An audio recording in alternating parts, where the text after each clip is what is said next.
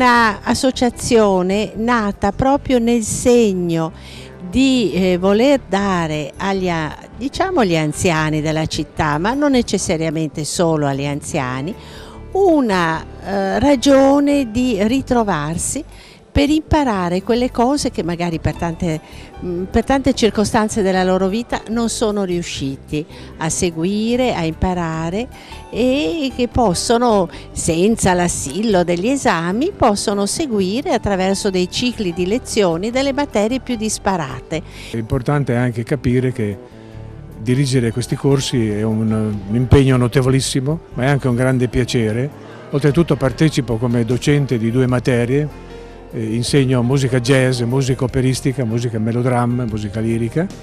Ecco, ho visto molta attenzione, quindi secondo me ogni anno che passa è un miglioramento continuo, è una grande soddisfazione vedere questo progredire positivo della terza età, insomma così.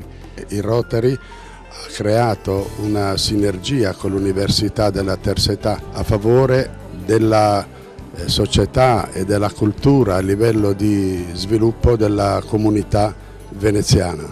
Il motto nostro è ancora imparo, che è una frase che Michelangelo all'età di 90 anni diede a non mi ricordo quale grande personaggio che lo interrogava sulla sua tecnica. Ecco, ancora verso i 90 anni diceva ancora imparo. Vera figura, vera natura, lansata in raggi come in aurora, che tutti quanti te ne innamora.